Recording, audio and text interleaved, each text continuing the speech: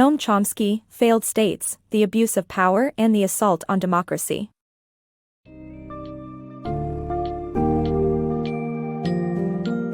Dive into the compelling world of Failed States, The Abuse of Power and the Assault on Democracy by Noam Chomsky, where you'll explore the darker side of the United Nations and the United States' role within it. In this summary, you'll discover how some nations, particularly the United States, exert their influence over international law and definitions, experience special treatment in waging war, and sometimes fall short in promoting democracy abroad. Furthermore, the book raises vital questions about the state of democracy within the United States itself. Prepare to be informed and intrigued as you gain a deeper understanding of global politics and the powers that drive it.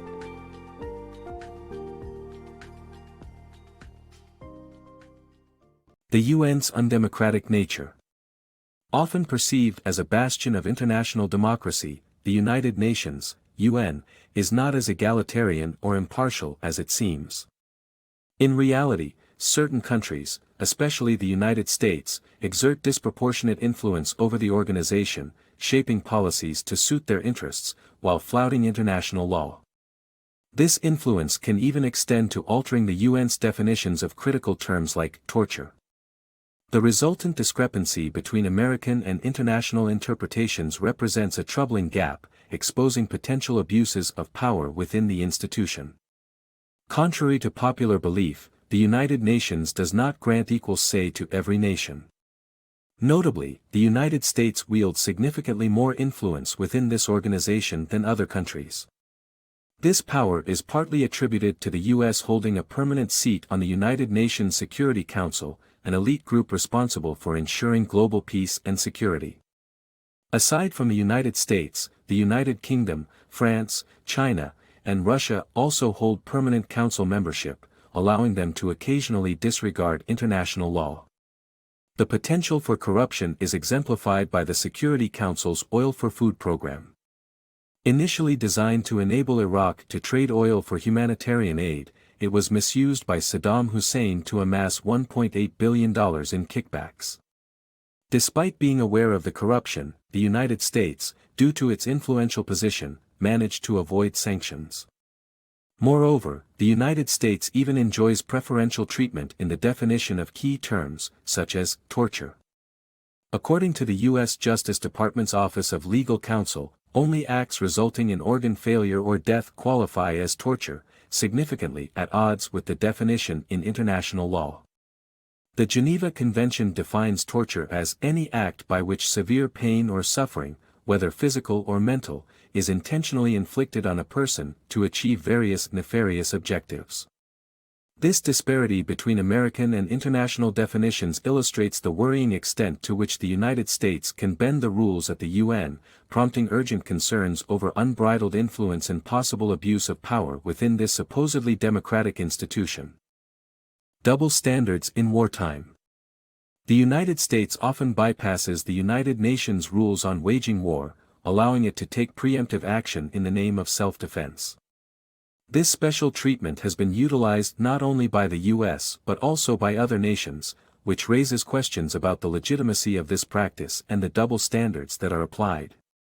The United Nations upholds that force can only be deployed once authorized by the UN Security Council or in an act of self-defense in response to an armed attack. Despite this, the United States has not hesitated to act independently, selectively interpreting these rules to serve its own interests. Former U.S. President George W. Bush's War on Terror provides a critical example of how this unfolds. The Bush administration claimed that terrorism posed such a significant threat to the nation's security that preemptive action was required, leading to the invasion of Afghanistan in acts of anticipatory self-defense. Following this perspective, other countries should also possess the right to anticipatory self-defense, even against the United States. Between 1960 and 1961, the CIA carried out numerous bombings and attacks in Cuba that could classify as terrorism. Similarly, pre-9/11 threats of American military action against Osama bin Laden and the Taliban could also be viewed as justification for preemptive defense. This pattern of actions taken in the guise of self-defense demonstrates the complex web of approval and the double standards applied in waging war worldwide. Looming threats, nuclear and climate. The end of the world might be closer than we think due to two significant dangers: nuclear attacks and climate change. Nuclear weapons are now more widespread, and the probability of an unintended or unauthorized attack is escalating. Further, the risk of terrorist groups acquiring nuclear waste material to create bombs is also growing. The United States has done little to address these global threats, particularly in dismantling its nuclear arsenal. Additionally, climate change presents a considerable danger, but the United States has been resistant to meaningful action. During the 2005 G8 summit in Scotland, the U.S. was the only nation to decline immediate measures to reduce greenhouse gas emissions, citing insufficient evidence to act. In both cases, economic interests prevail, taking precedence over the potential consequences of these impending threats. The United States seems willing to risk war to maintain its economic power, ignoring evident dangers to humanity's continued existence. Curbing Cuba, hidden priorities.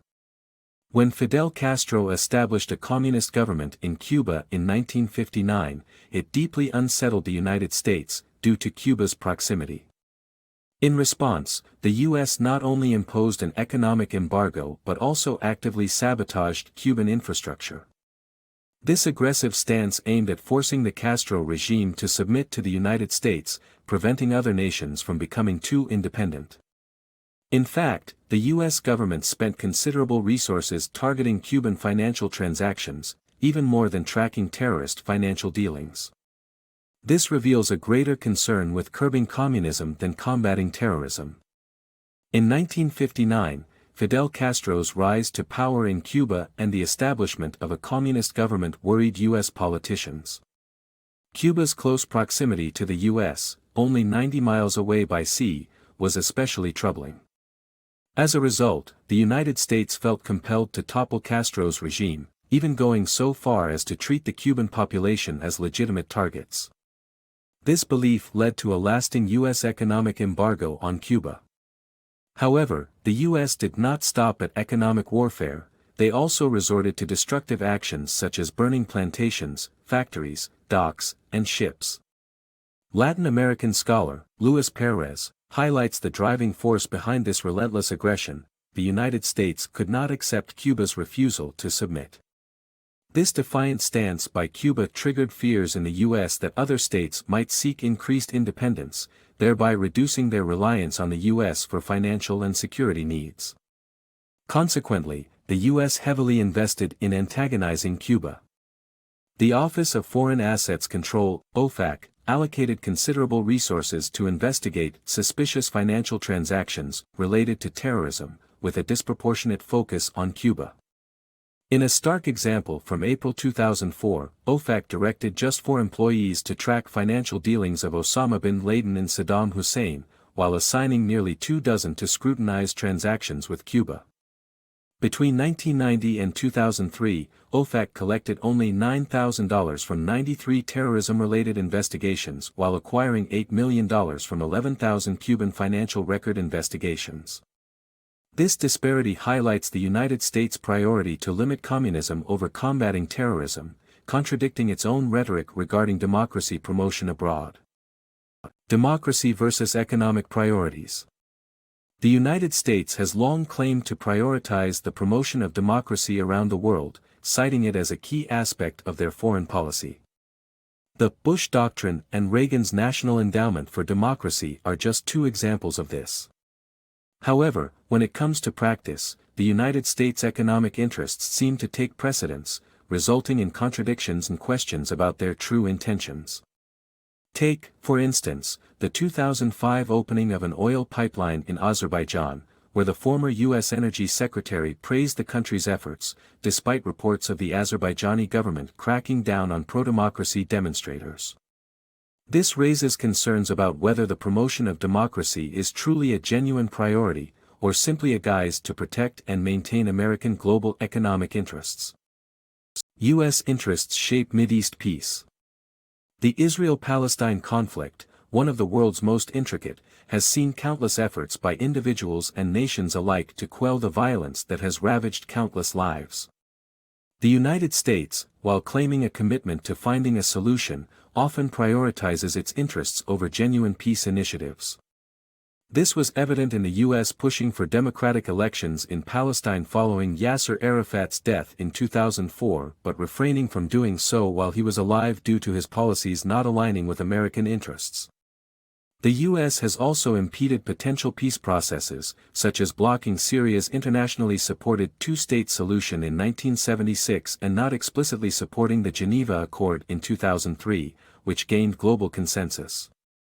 These actions ultimately facilitate Israel's expansion into occupied territories and prevent a viable solution from taking root. Democracy's folly in Iraq. Huge protests preceded the Iraq War, which aimed to bring democracy through radical change. Despite overthrowing Saddam Hussein, increased violence and a theocratic-leaning government emerged. American military tactics, like the attack on Fallujah, were legally questionable and disregarded the Geneva Conventions. The result was a worsened situation for Iraqis and a glaring failure to establish true democracy. Touted as a means to bring democracy, the Iraq War saw widespread protests like never before. The grand plan was to engineer a radical break from Saddam Hussein's regime, leading to a peaceful democracy. Contrarily, the fall of Hussein was followed by an escalation in violence and terror for the common folk. The nation's 2005 draft constitution showcased a stronger theocratic stance, indicating that Islamic principles would overshadow actual democratic practices in future governance. The U.S. invasion, however, did not only witness failure in establishing democracy but also executed morally and legally questionable tactics. During November 2004, America launched a second assault on Fallujah. The strategy centered on driving out residents, barring adult males from exits while forcing those aged 15 to 65 back into the city. An Iraqi journalist reported that such appalling tactics trapped innocent civilians, pregnant women, and children in harm's way, possibly violating international conventions. Paying no heed to the Geneva Conventions, U.S. warplanes bombed a central health facility in Fallujah, causing the deaths of 35 patients and 24 staff members. Under the conventions, medical establishments are to be spared any form of attack. This blatant disregard defined the health center as an illegal target. The operation resulted in 1,200 insurgents' deaths but also caused around 700 civilian casualties. Such actions only amplified the grim reality of the Iraq invasion as it failed its prime objective of establishing democracy, while significantly deteriorating the lives and futures of its citizens. Democracy deficit debate. The United States, as an advocate for democracy, may not be the perfect example of a democratic system as some might assume. Discrepancies between public opinion and U.S. public policy suggest that this version of democracy does not always represent the will of the people. Cases such as the Kyoto Protocol and the citizens' stance on UN initiatives and Security Council power dynamics signify a democracy deficit in the United States, which could, by certain definitions, be labeled a failed state. The United States prides itself on championing democracy worldwide, yet its own version of democracy may be far from flawless. A democratic system should be built on a foundation where public policy accurately reflects public opinion, but in the case of the United States, inconsistencies have emerged. The Kyoto Protocol, a prime example, was an international agreement endorsed by the United Nations to reduce greenhouse gas emissions. Despite its widespread support within the U.S. population, the Bush administration stepped back from the protocol in 2001, which later expired in 2012. U.S. citizens also have expressed their desire for the United Nations to lead global crises and believe diplomatic and economic measures should be prioritized over military interventions in combating terrorism. Additionally, a slim majority agrees on abolishing the veto power held by the 5 permanent members of the UN Security Council. Nevertheless, the United States has failed to act on these public opinions. These discrepancies between public opinion and government actions raise the question, can the United States truly be classified as a functioning democracy? The concept of a failed state was initially defined as a sovereign government that neglects its primary responsibilities, such as citizen protection and public services. The Bush administration expanded this definition to encompass aggressive, arbitrary, or totalitarian states that lack democratic institutions and restrict their citizens from electing a representative leader. Considering the democracy deficit in the United States, it may ironically fit the failed state definition according to President Bush's own expanded criteria.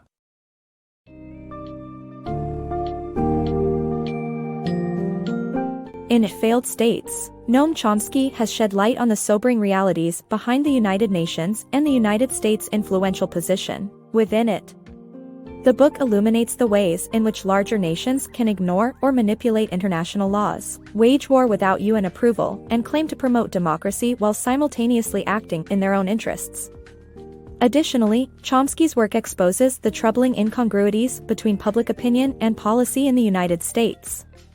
As we consider the future of democracy and international relations, Failed States presents us with a fascinating, if disquieting, perspective on the potential risks and power imbalances in our global political landscape.